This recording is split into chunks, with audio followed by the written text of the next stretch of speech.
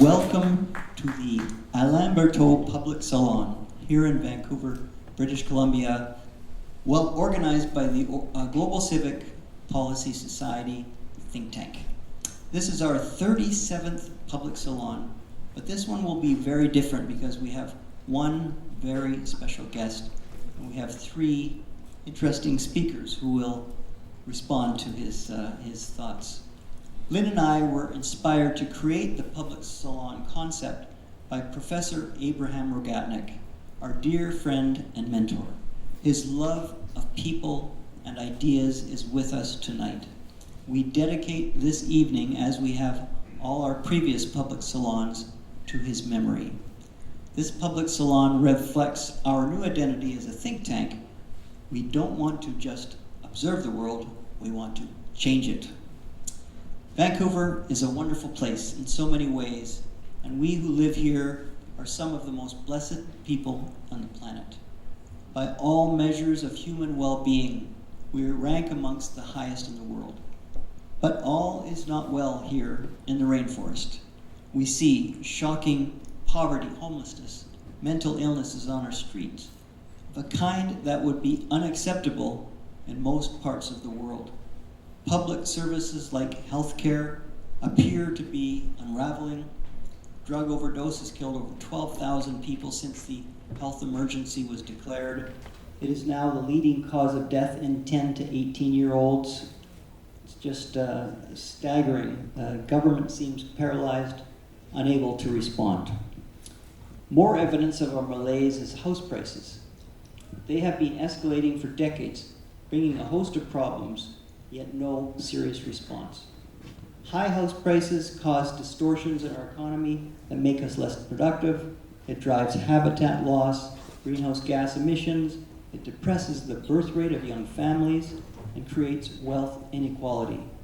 It is a leading cause of homelessness. I first became intrigued by Alain Bertaud when I heard him described as the Indiana Jones of urban planning.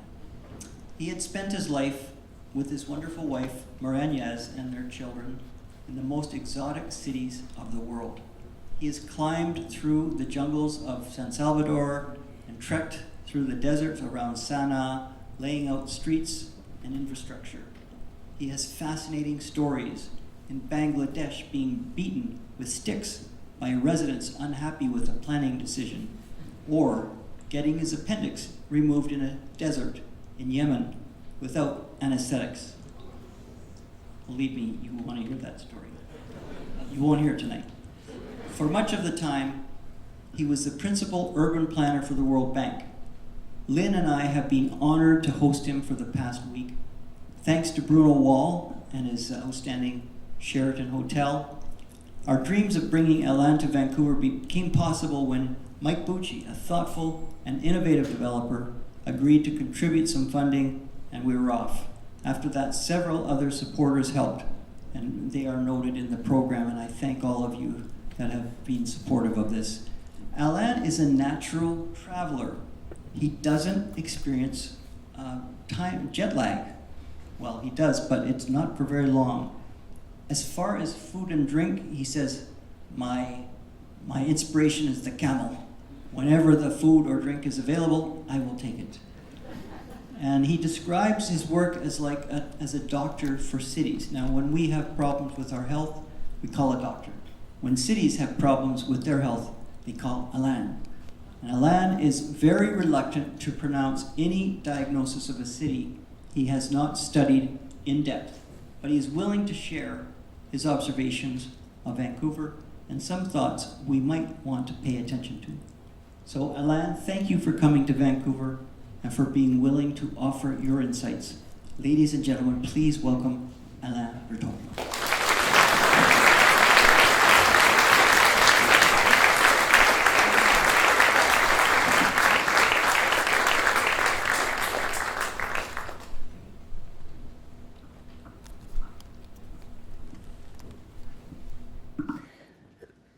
Thank you very much for inviting me, of course. It's an enormous privilege.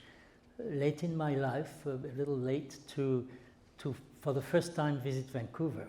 So I will ask you also your indulgence, and I hope you will not find me arrogant to sometime make statements about Vancouver, a city I know very little. I've been there exactly 8 days.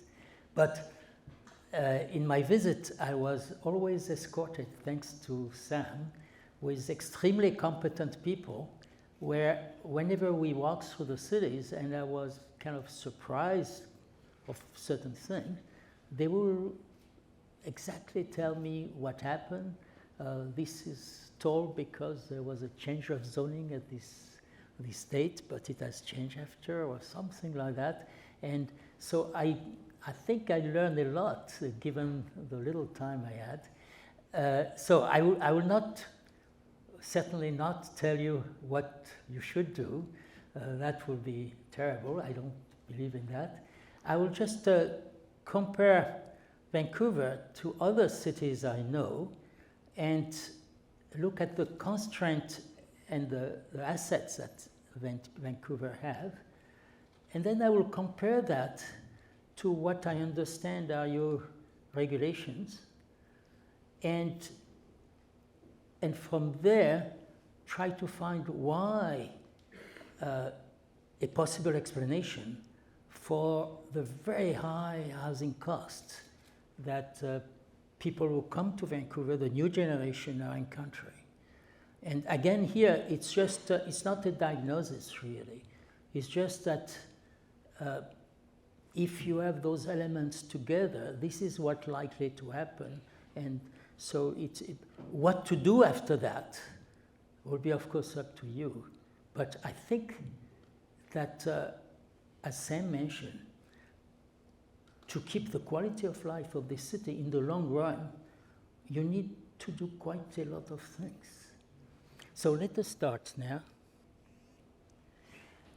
One of the fundamental things, after studying again many cities around the world, is to find that cities are before all a labor market. Now, most people like you and me, who absolutely love cities, if not, you will not be there, consider that there is much more in a city than just to go to work and back home. True, of course. But all the things we need about cities, all the things we like about cities, like meeting friends in a restaurant or a cafe, going to concert, jogging along the shore, or going to a museum, going to exhibition, all these things are possible only if there is a very healthy labor market which supports all those things. And so when you are an urban planner, you have first to be sure that this labor market works. What are the elements of this labor market? What is important?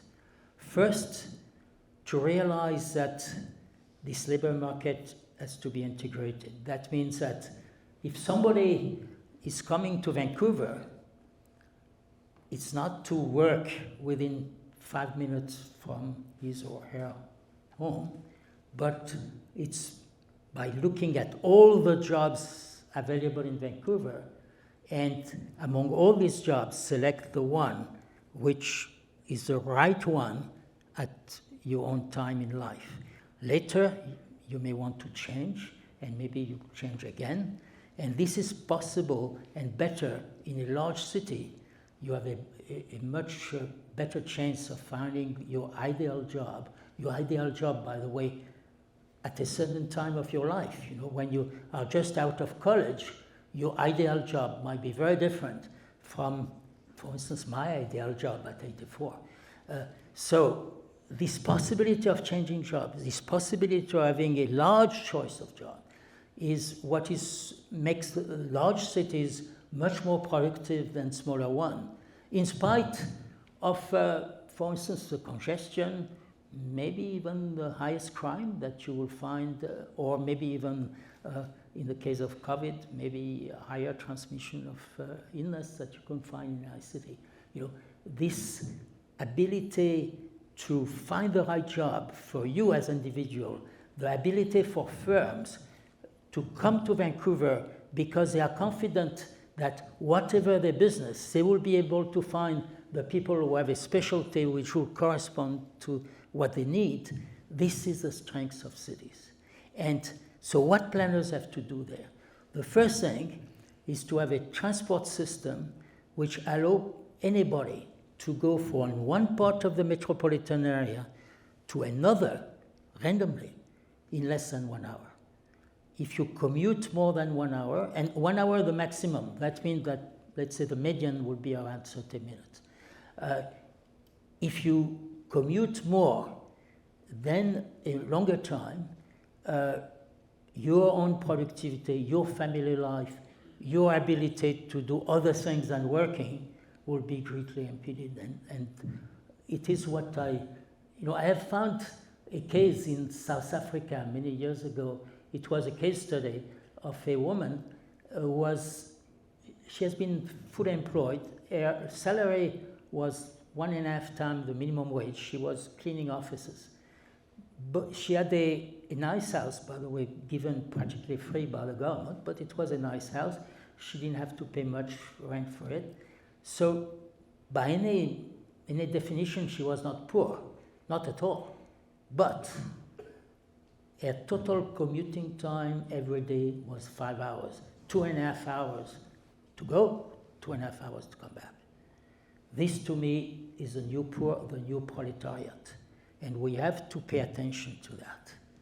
So our traditional statistics will establish poverty by the income or even having no house. Here is a person who has a house, was a regular income, but is more poor than the poor because it's 5 hours.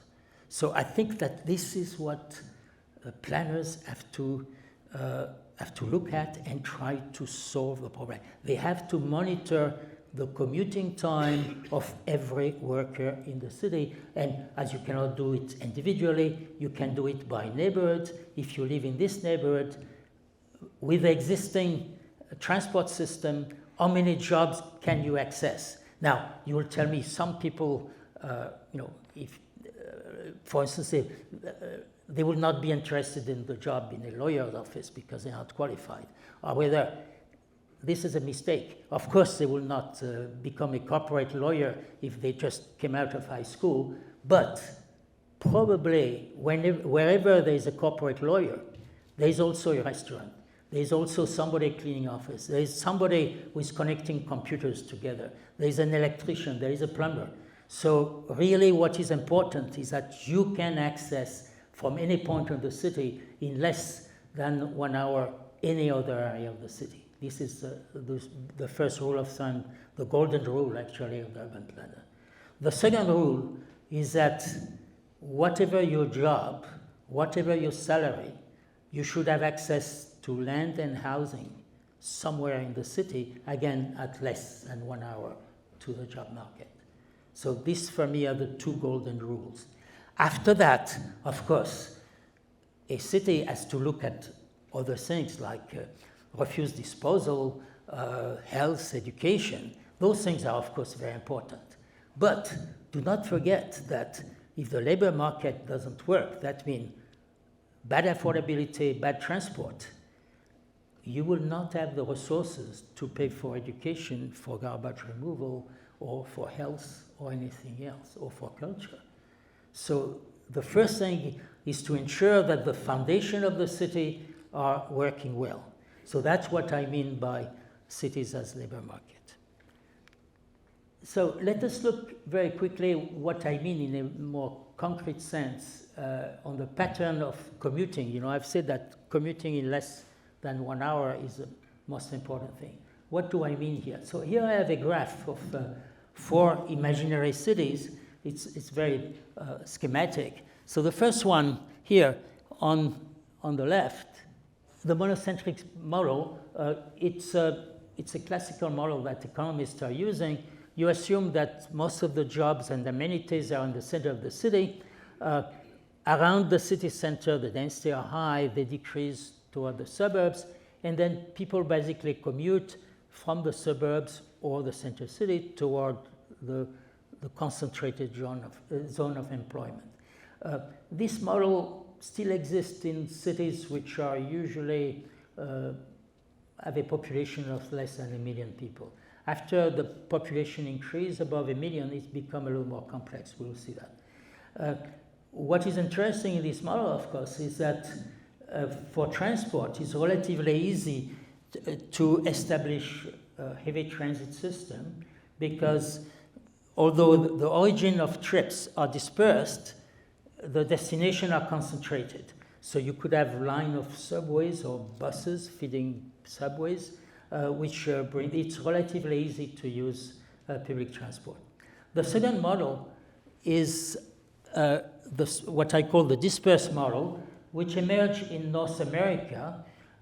The typical example is Los Angeles or Atlanta or Houston, where you don't have a center. You have a center of gravity of the city. You have a centroid of the shape of the city, but the number of jobs in this centroid, which is more accessible than the rest, are very small compared to the other.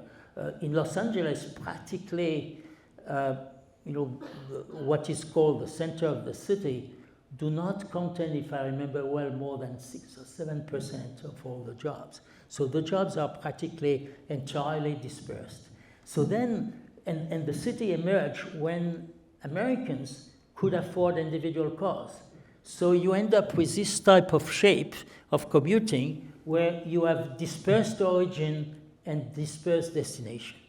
And this is why it is so difficult in Los Angeles or Atlanta to develop a subway system or any type of transport. So everybody's fighting against cars, and cars are very inefficient means of urban transport. They were designed to bring your family to a picnic on Sunday near a lake or something, but they are not very good at commuting within the city.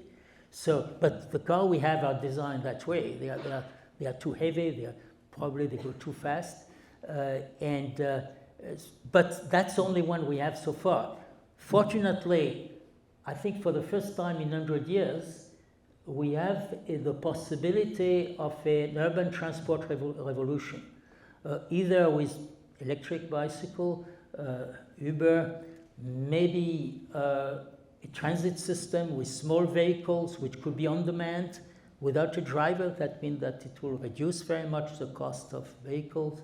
There are a number. I don't know which one will win of all that. I don't know. Probably a combination of two. The idea that you have only the car or the transit should not. You should have, probably in a modern city which is large, you should have for one trip maybe a combination of 2 or 3 means. For instance, having a light vehicle to go to the station, take a station, a rapid train, and there again have a light vehicle which brings you from the station to the door where you want to go. Now, there are many, many different systems being invented those days.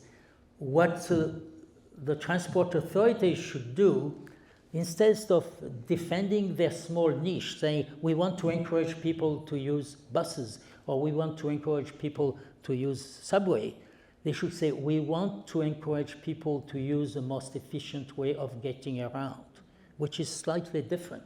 And I see that all the time, that every company, whether it's Uber or whether it is a transit authority, try to maximize their little niche of the market instead of looking at what is the best to go in less than 1 hour from one part of the city to the other. Now, the third model is the composite model, which is the most common, which I believe corresponds to Vancouver, the same as it corresponds to Paris or New York or London. So in fact, it's a superimposition of the two first models. You have a city center, like you have here in Vancouver, with a lot of concentration of jobs. You have also a lot of amenities. You have more restaurants or theater, in the city center, which attract people. But you have also jobs which have dispersed in the suburbs. And my experience all over the world, there is one rule, in my long career that I have observed, that even the cities which have a very high concentration of jobs and amenity in the center, over time, those jobs dispersed. A city like Paris, which has a center, by the way, heavily subsidized by the central government, all the taxpayer of France, to maintain the monuments, the theater in Paris are all subsidized by the taxpayer.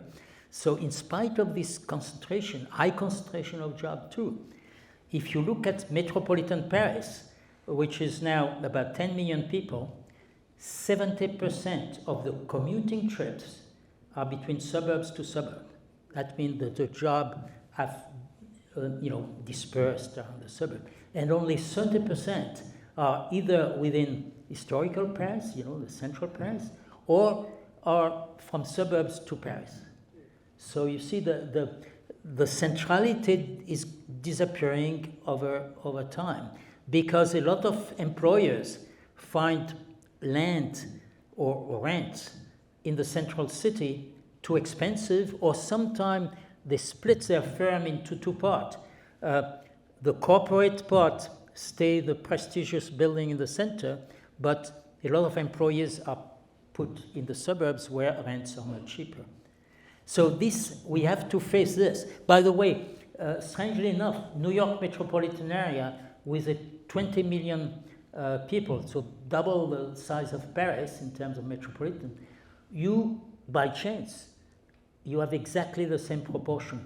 30% of the workers are going to Manhattan or are living in Manhattan and working in Manhattan, and 70% are traveling from suburbs to suburbs.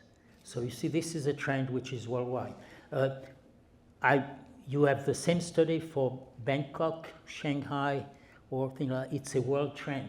There's not much you should not do anything about it, because this is the choice of firms and people to live in certain things, So, and then the last one is it's a form of city that I see all the time in master plans.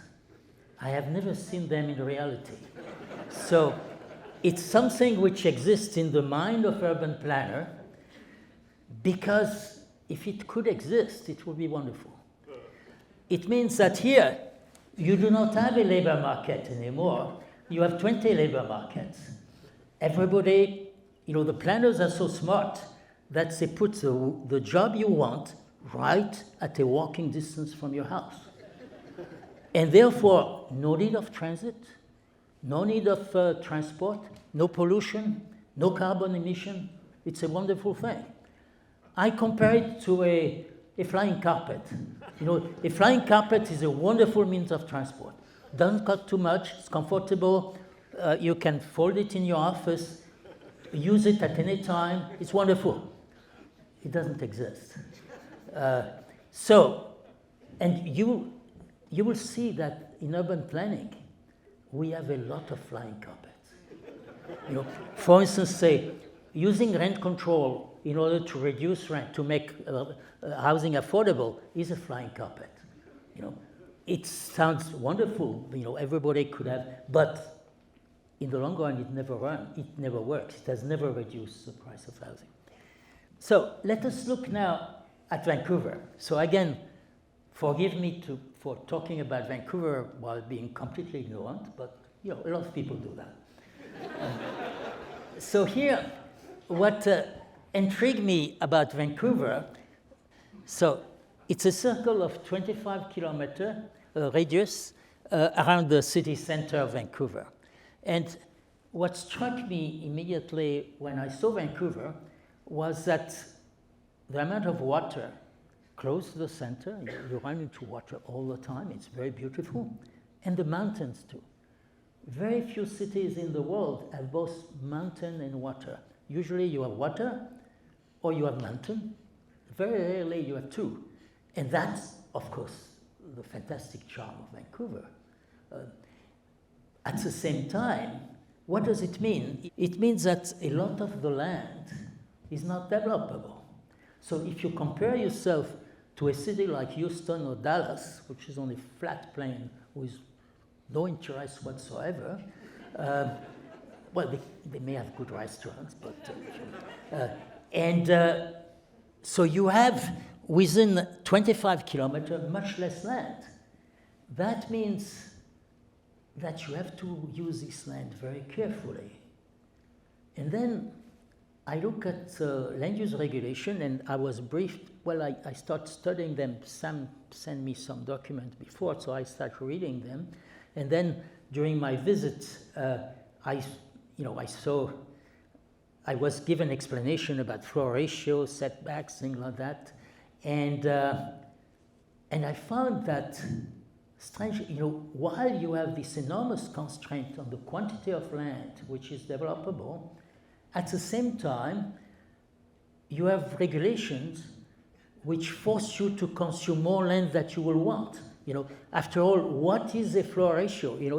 If the floor ratio tell you 2, that means that the legislator think that if you were left to your own wishes, maybe you will use 3. And they said, this is not good. You have to consume more land. And they force you to consume more land, although there is a shortage of land. So it's a bit like, some cities have a shortage of water. For instance, Beijing, all the water in Beijing now is coming from 3,000 kilometers from the south of China, enormous pipeline. So it's very expensive. So imagine that you had a regulation in Beijing which forced you to say, well, you have to consume at least 250 liters per capita per day. If you consume less, you will not be allowed to have a connection. So it's a bit what our regulations are doing. Now, it's not only that, but also I believe that in any city, because when a city develops, people change, income change, technology change. So within the city, there is a change of structure already.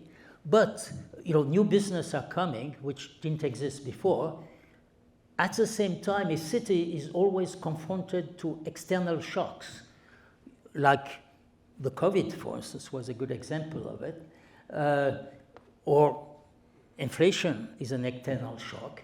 The price of energy comes up and down, and a city has to adjust to those changes. Any city which stays in the same situation is doomed. If you, for instance, some country subsidize energy very heavily because when the price of energy goes up, of course it's painful. The adjustment is painful. In the long run, they are destroying their own country by doing that because they are spending more subsidy on energy than on education and health. So in the long run, those countries are doomed to poverty. So the essence of a city is to adjust.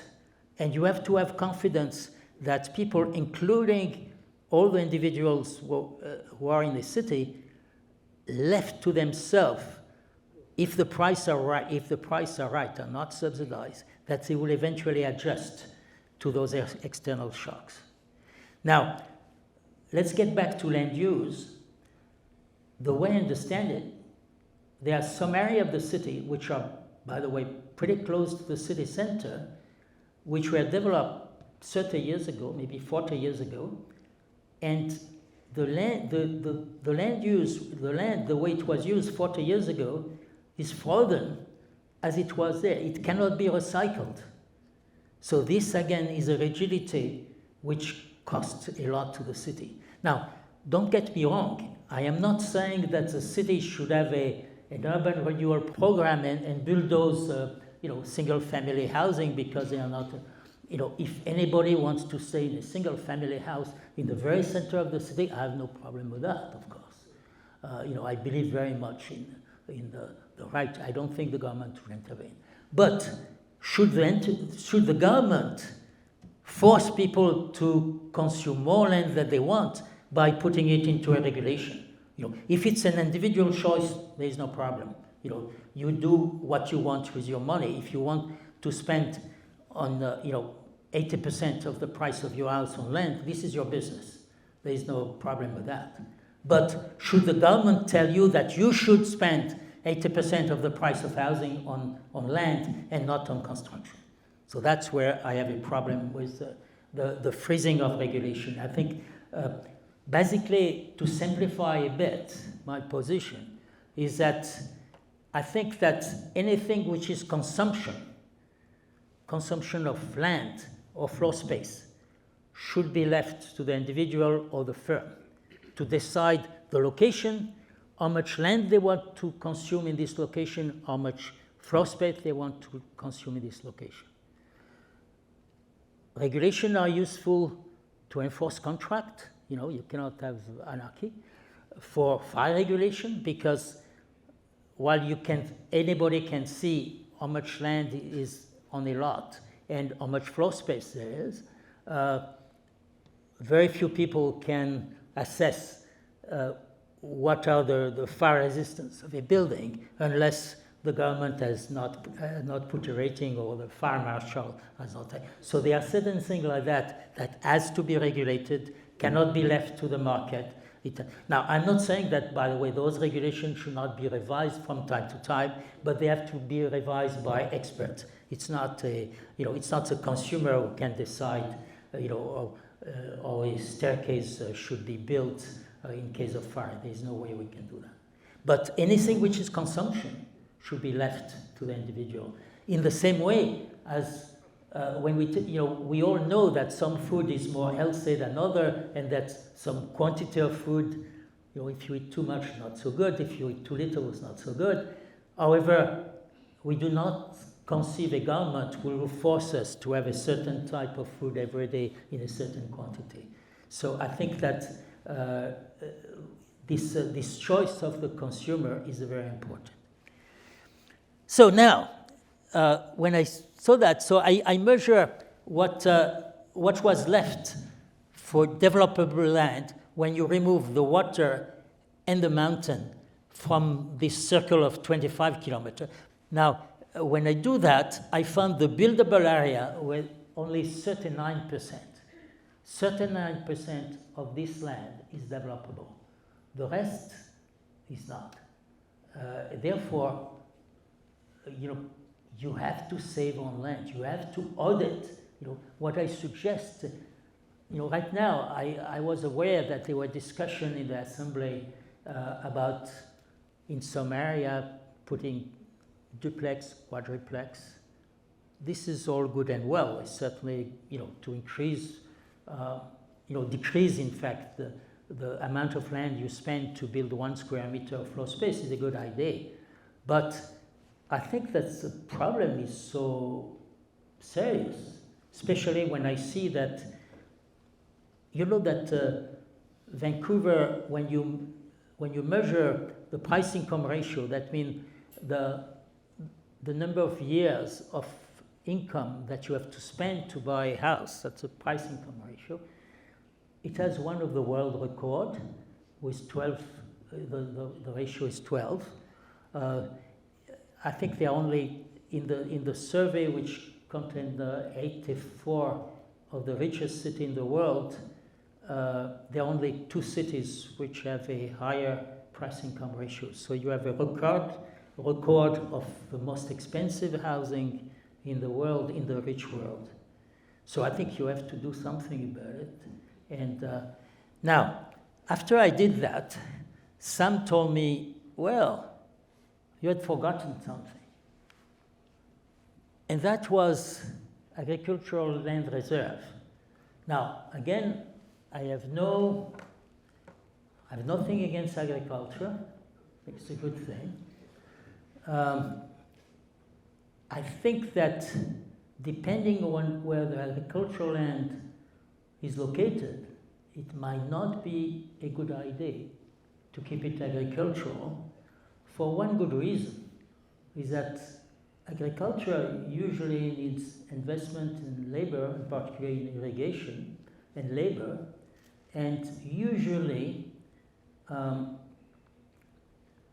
if you are close to a city, most laborers will have a higher wages if they work as electrician or plumber in construction than if they work in the field.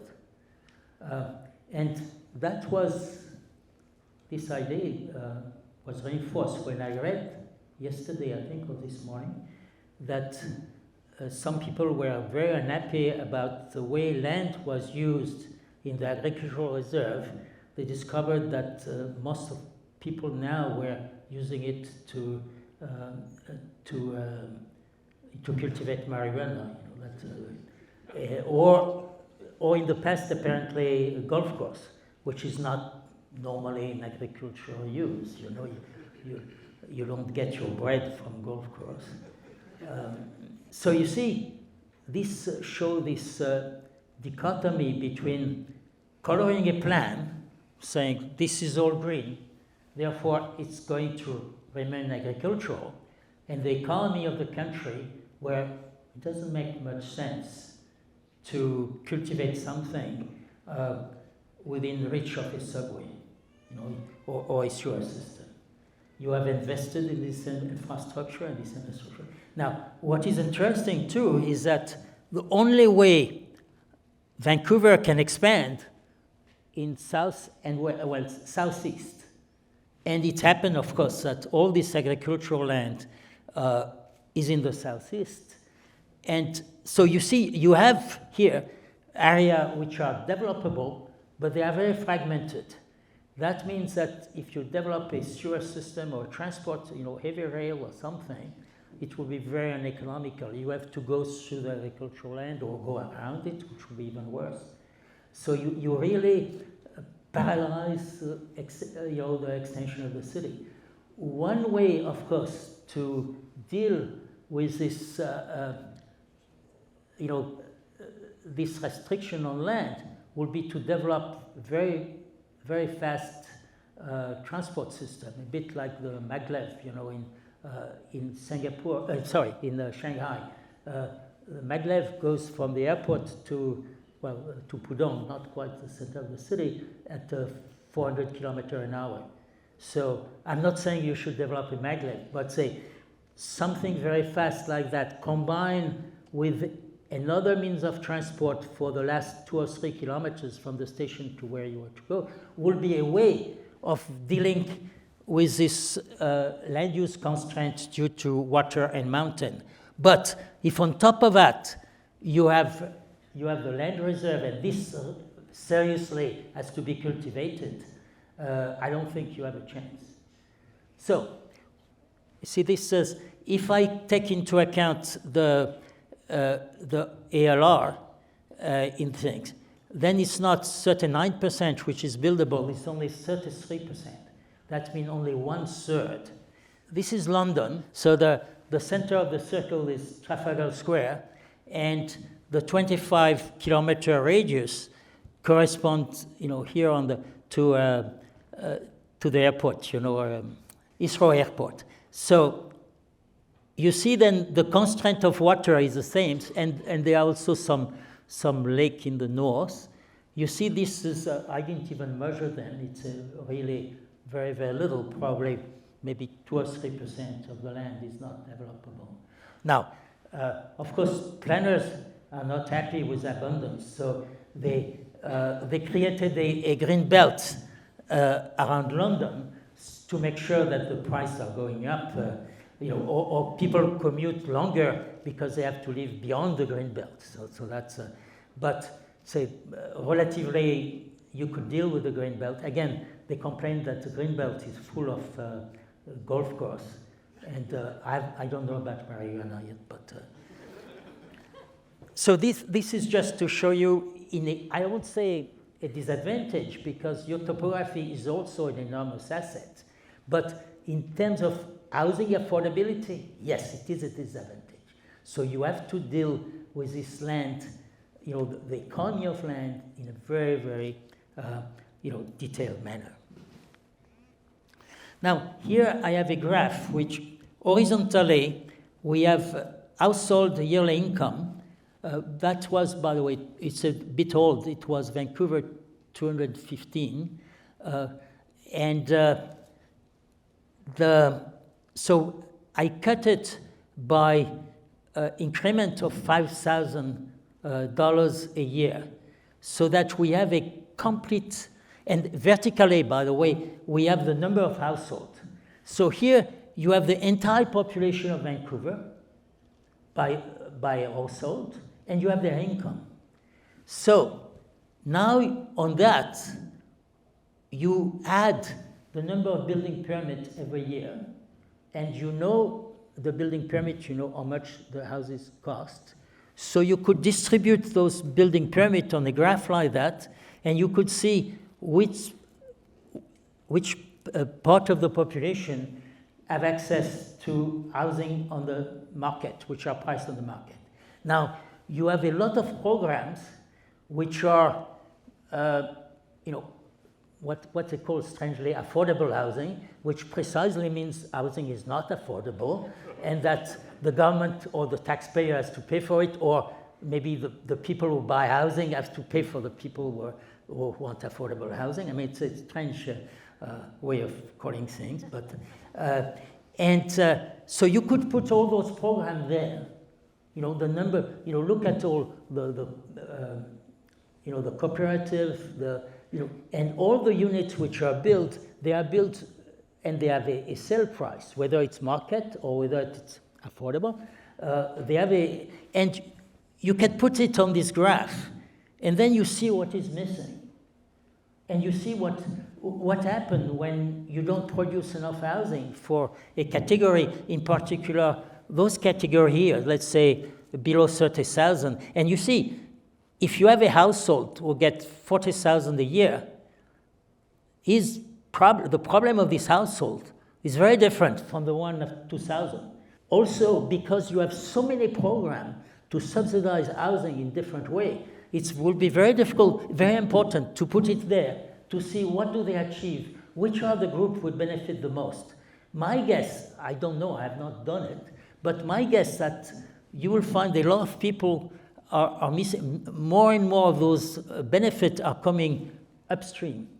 One of the things which I found interesting that I did in New York we have the same also affordable housing program where whenever, especially in Manhattan, you build a tower of apartment, 25% have to be affordable. That means the city decides what will be either the rent or the price, but usually the rent. And so the price is paid by the developer, so the developer is compensated by a higher floor ratio, which shows that the floor ratio in the first place was completely arbitrary, because if you can increase it when the city decides to do it, it means that it has no raison d'etre. So in a way, it encouraged the city to have a very restricted floor ratio, because any extra floor becomes very precious to any developer. So in a way, they have a monopoly for all the extra floor which exists in Manhattan, and they sell it back to the developer for cost-subsidizing housing. Now, in New York, I found that the people who were cost-subsidizing so-called affordable housing were all located in the tail of the income here, and they represented, if I remember well, about 20% of the household, but they were subsidizing, they were supposed to subsidize something like 55% of the houses, of the household were entitled to this subsidy. So what happened? Every time 120 apartments in a project are produced as affordable housing, there is a lottery, and for 120 dwelling units, there are about 150,000 people applying. Now, a lottery is not a housing system, it's not. If you are a school teacher and you are counting on that to be able to have a house close to your school, or even half an hour from your school, well, what do you do if you don't win the lottery? So you go back to another city. And my last slide is this one. It shows in 3 Canadian markets, Winnipeg, Toronto, and Vancouver, what is the proportion of the cost of a house, a single-family house, which will be 1,500 square feet. What is the cost of land as part of the price? And they find, you see that in Vancouver, they beat a record. A very large part of the price of a house is land. Normally, in a normal market, which is driven by the market, the price of land is 30%. It could be up to 40, it could be 25, but it's run into that. I'm not sure if economists have a theory for that, but it's kind of a rule of thumb. So here you are far, far beyond. So this price of land is not surprising if you look at what we have seen before. Shortage of land because of the topography, shortage of land because no recycling of land, which was zoned long ago for individual housing. And then, of course, the equivalent of a green belt, in a way, with the restriction on agricultural land. So this is, let's say, the conclusion of my talk. I'm a bit over time. Housing should be demand-driven, not supply-driven. It means it should not be the government who says, oh, we are going to build 1,000 affordable housing next year. It should be supply. That means because you have the quantity of housing, the location, let's say the quantity of floor space, the quantity of land, and the location. These are trade-offs that either household or firms have to do themselves. No planners know what is the best location for you and what is the best size for an apartment.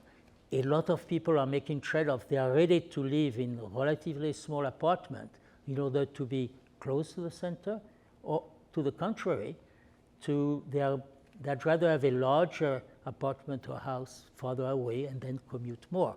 Those trade-offs are individuals. No urban planners know better than the household themselves. No urban planners know better than the firm themselves, where they want to locate how much land.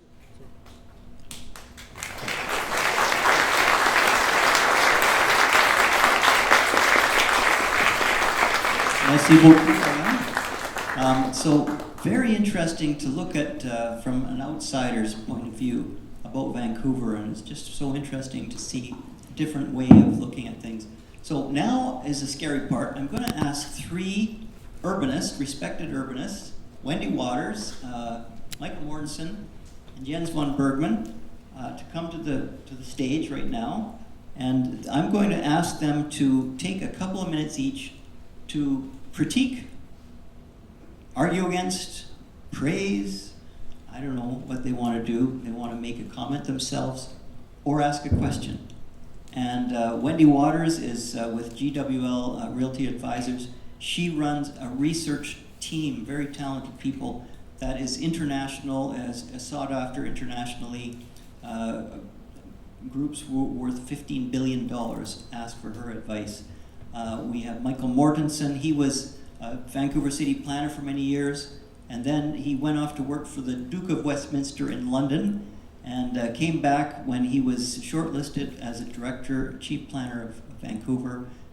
Didn't get it, but he started a company where he creates thousands of homes right now. And Jens von Bergmann, originally from Germany, he is a brilliant data visualization, data analyst. It's amazing the kind of beautiful graphs and really insightful, interesting things that he comes up with. So, well, all of them are here. Are they up on? Can they come up onto the stage, please? Where are you? Okay. And,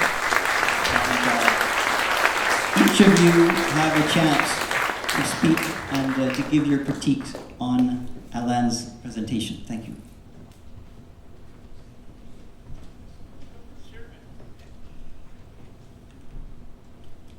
Can people hear me? Yes. Okay. Can't see you now. There's the lights.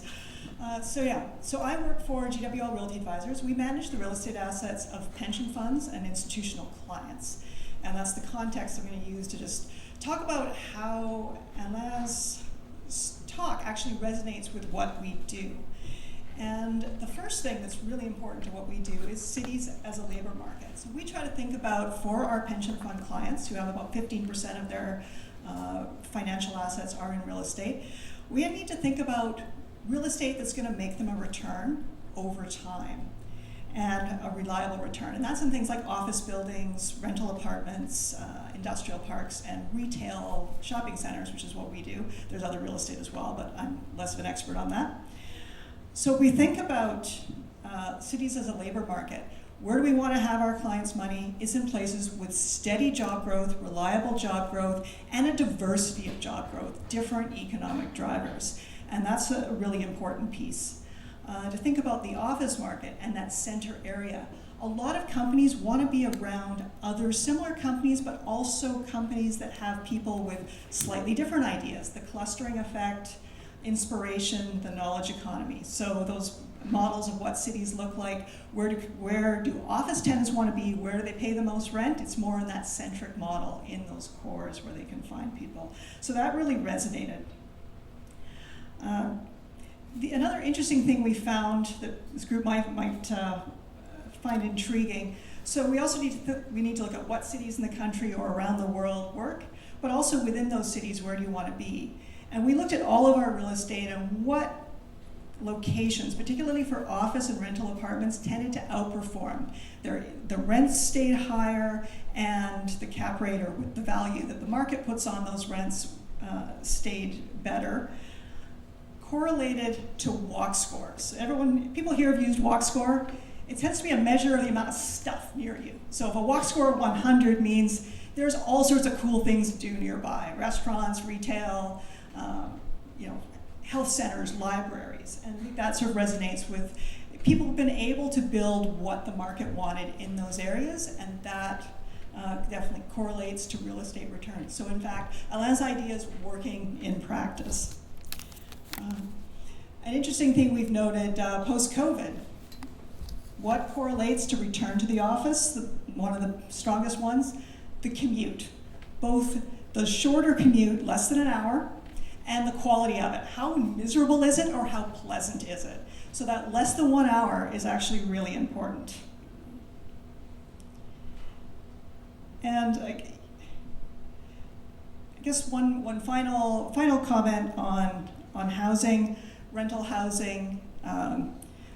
He's saying, who are the city planners to say where this should be built? If you want to look at who does it, my team and I, we model where we can get returns on housing investments, on building rental housing, where we can get the rents that then therefore pay back our pension funds.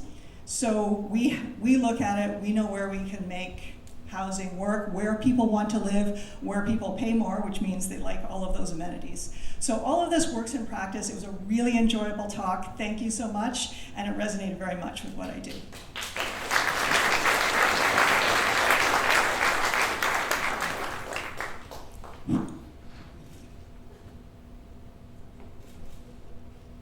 So thanks for the talk, Alain. I quite enjoyed it. There's a lot of things that resonated, just like Wendy was saying about the job market, the labor market really being the base that we don't pay enough attention to. I really appreciated the idea of trying to separate where individuals are probably best at driving things and where regulation should come in and how they should support each other to really enhance the outcomes. And sort of separating these where they should be separate, and of course there's going to be overlaps, but paying attention to this I think is really important. I do have a couple of quibbles, as I always do. I probably am willing to sacrifice some economic efficiency for other goals, for example, security of tenure, where a mild rent control I would probably prefer. To a level there that limits the rent increases to a certain level. To what level it is, I think that's something that needs to be discussed, and especially in the current context with high inflation.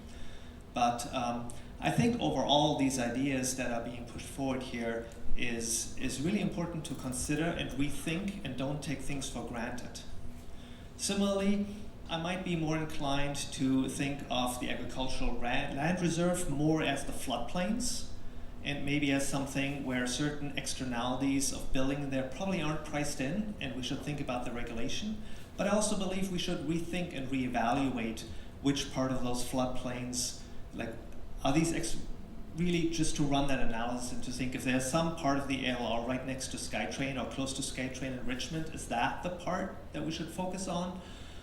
Versus some other parts that maybe flood mitigation might be quite expensive and we should spare.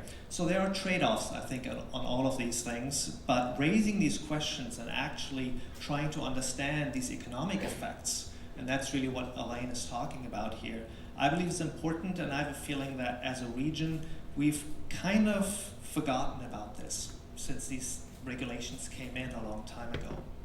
So I'm hoping we can have a discussion about these things and reaffirm some of them, but maybe also change some others. And I think that would be my comments. Thanks, Ed.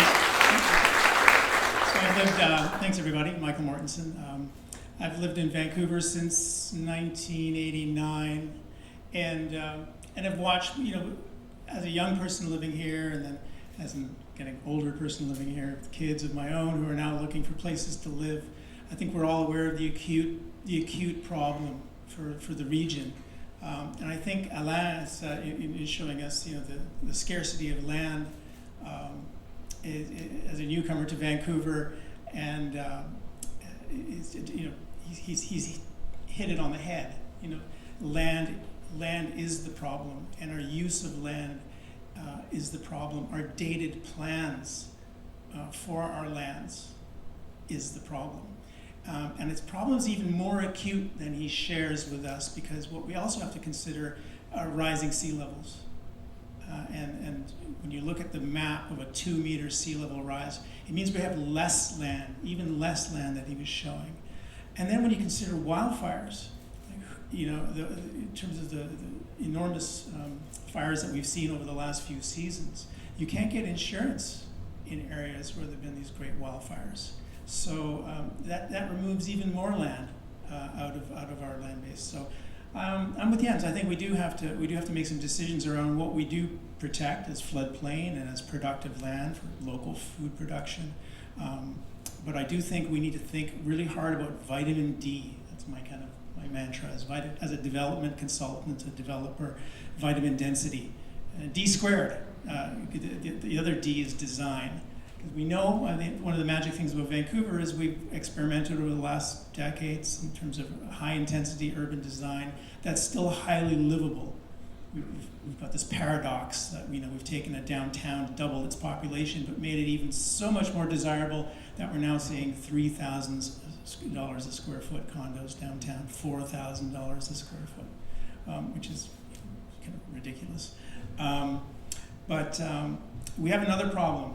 Our housing markets, we talk about order without design.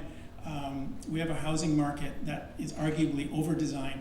We have 4 different actors all grabbing for the steering wheel on our housing markets.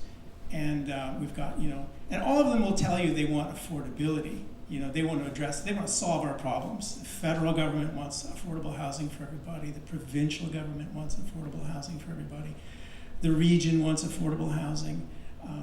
They want their own affordable housing supply. And cities want affordable housing, yeah. But just 2 weeks ago, our Prime Minister told us that affordable housing is not the domain of the federal government, it's properly the domain of the provincial government, because cities are creatures of the province. And then he remembered a campaign promise from 2015, and a small little thing. Most Canadians don't stop to think, before 1991, we didn't pay 5% tax on the most expensive purchase any of us will make in our lives. It didn't exist before 1991, which is coincidentally the same year that the government of that day canceled the National Housing Program, co-op funding, non-market housing, non-market funding. So we have a problem. I think it'd be interesting to hear from you on what do you do when you have 4 hands on the wheel? Because today, the federal government they want to tax housing. They're still taxing ownership housing. They just let go of the tax on rental housing. Imagine Wendy builds a $100 million apartment building with pension money. That's your money. And your reward for building that $100 million rental building is a demand for a $5 million GST payment the day you open your first door to renters, right? Okay, well, hold on. And then the province, remember this, the province doubled the property transfer tax, right? Not that long ago, from 2% of the value of the property to 5% for properties over $3 million. The province of British Columbia collects more tax revenue from property transfer tax than it does mining and forestry royalties combined. They're mining housing. So we have this problem where land is scarce, Our plans are dated. There's enormous friction to change them. As someone who does this for a living, you pull your hair out. I'm arguing right now with the city of Vancouver over a 12,000 square foot increase on a market rental project that will deliver 30 more market rental apartments for Vancouverites. And we want a CAC. We want a contribution. We want cash from you. That's your reward for building market housing. And the region, of course, increasing levies on instead of taxing everybody, the next new person to buy a house. So we have a problem. We have 4 drivers in a crazy vehicle that just gets more and more expensive. And we're getting into these crashes. It's terrible. But we have this big problem is that we're slow to rezone land. We're loath to do it because cities are incented not to rezone because that's when they get to collect community amenity contributions. So it'd be interesting to hear how do we solve this, in terms of the various actors at the wheel. Thank you.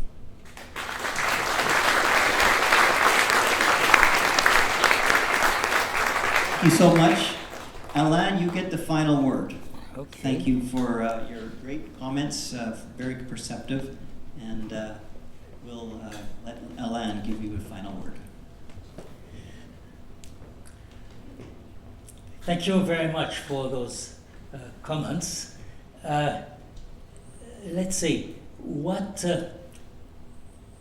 first young comments about agricultural land.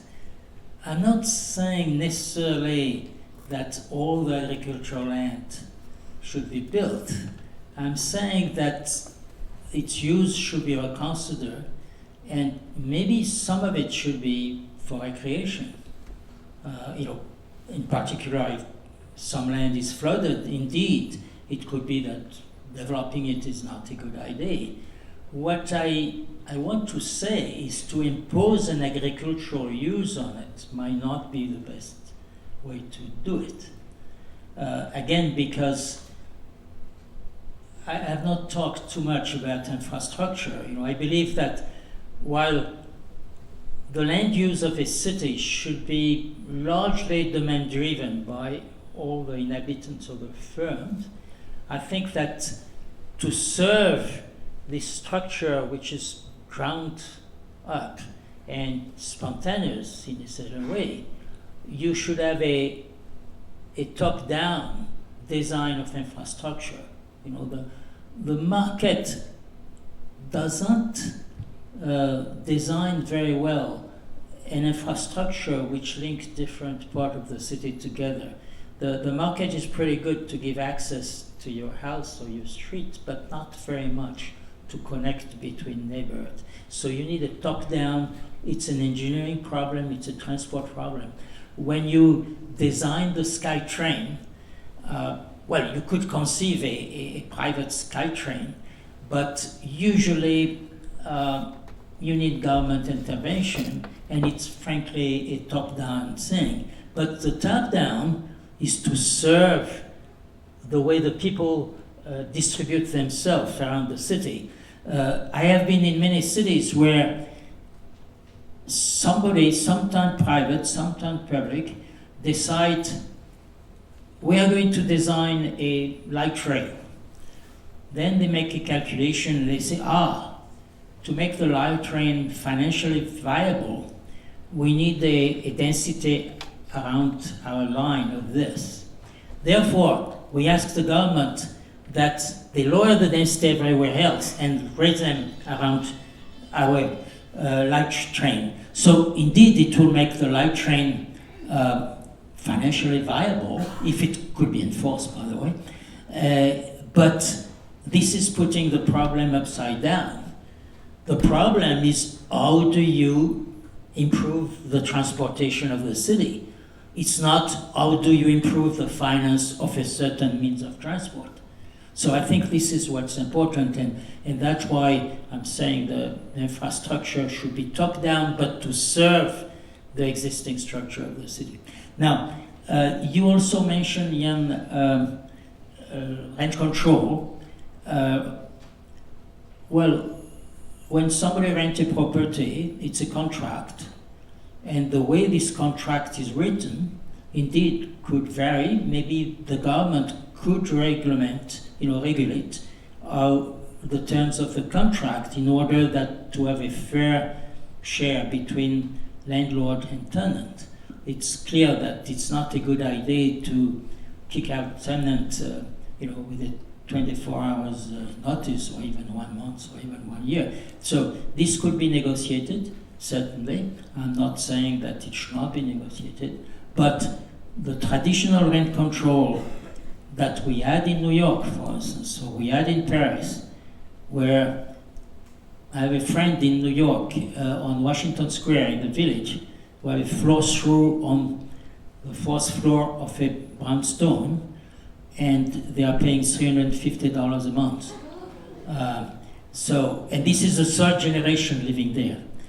And because it's just next to NYU, they are renting one room to a Korean couple for $1,800 a month. So this type of rent control, which is rather common, I don't know if it has ever existed in Vancouver, is a terrible thing, but extremely attractive to a lot of people because, we have solved the problem. Look, this person has a $300 rent only. This is very, very affordable. Did I miss some of? I think basically, you responded to this importance of the labor market and its rainfall thing. And do I miss any other comment? I'm not sure. Thank you very much.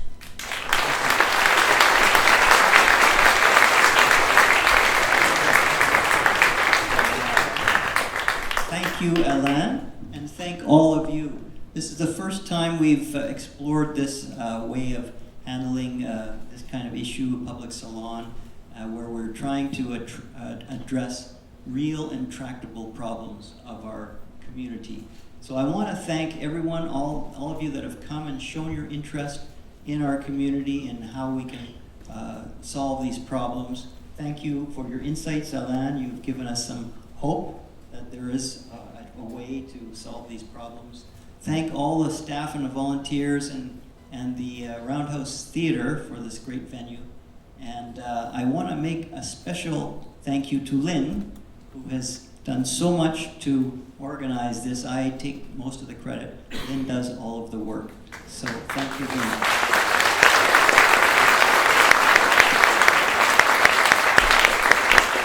And we have the lobby open for other discussions. So if you want to meet Alain and talk about this issue with yourself, please stay with us for the next half hour. That'd be fun to meet.